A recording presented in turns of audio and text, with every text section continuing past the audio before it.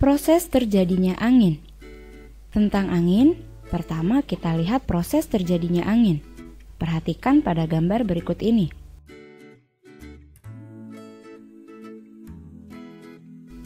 Angin terjadi karena adanya gerakan udara.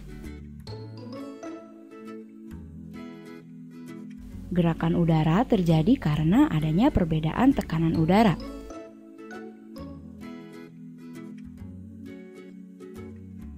Perbedaan tekanan udara terjadi karena perbedaan pemanasan. Pada sebelah timur terkena panas matahari, sedangkan sebelah barat tidak. Karena di sini terjadi pemanasan udara yang menguap ke atas, sehingga jumlah udara yang menekan permukaan bumi atau tekanan udara menjadi minimum karena sebagian udara menguap tadi. Masih ingat proses terjadinya tekanan udara? Yaitu menguap, lalu bergerak sebagian ke atas dan sebagian ke samping, lalu menuju daerah yang lebih dingin. Di sini tekanan plus karena udara tidak menguap. Jumlah udara arahnya ke sana, lalu tekanan menjadi banyak. Nah, ini tekanan udara maksimum. Gerakan udara dari tekanan maksimum ke daerah tekanan minimum inilah yang disebut dengan angin. Misalkan, di sini Jakarta dan di sini Bekasi. Pada saat pagi hari, pada daerah timur melihat matahari terlebih dahulu terbit, otomatis tekanan minus terlebih dahulu. Lalu, angin akan bergerak dari arah Jakarta menuju ke Bekasi. Lalu, pada sore hari berganti, matahari berada di sebelah barat. Jakarta masih melihat panas, sedangkan Bekasi tidak melihat panas matahari lagi. Kamu harus memahami terlebih dahulu proses terjadinya angin.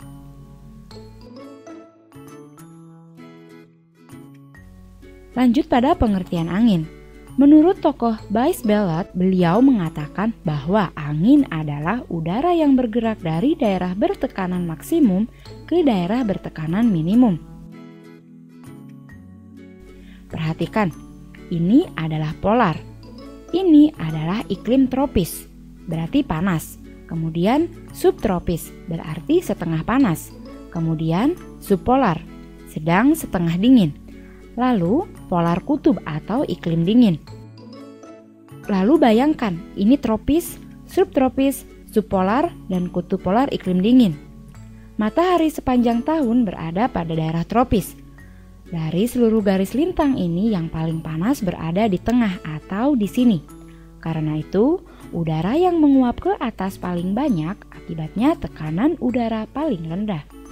Lalu, bagaimana dengan kutub? Di sini kebalikannya, yaitu dingin. Tidak ada penguapan ke atas. Berakibat timbulnya tekanan udara yang banyak sekali, sehingga selama 24 jam berkabut memenuhi wilayahnya. Jadi, angin adalah udara yang bergerak dari daerah bertekanan maksimum ke daerah bertekanan minimum.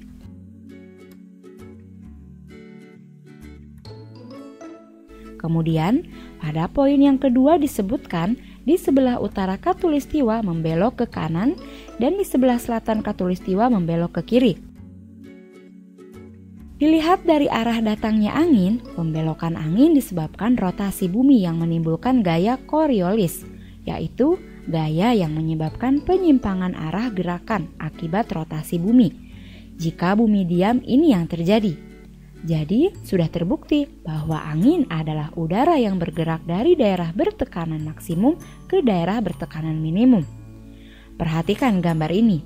Ini adalah wilayah polar, kemudian subpolar, lalu subtropis dan tropis. Jika kita terjemahkan, ini adalah iklim panas.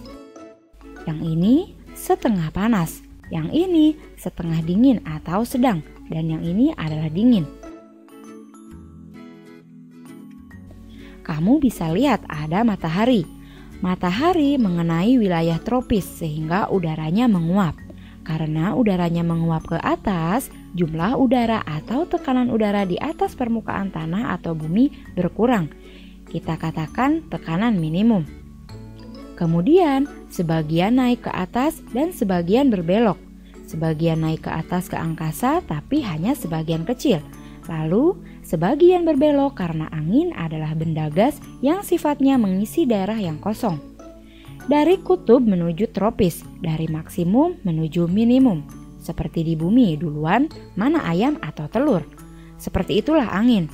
Angin tidak akan pernah habis di permukaan bumi karena adanya siklus yang harus kamu ketahui. Arah angin akan berbeda.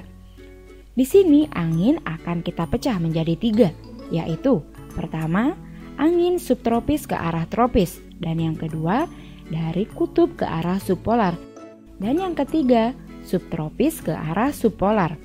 Inilah yang disebut massa udara panas tropis. Lalu ketemu pada massa udara dingin dari kutub dan terjadi hujan frontal atau siklon.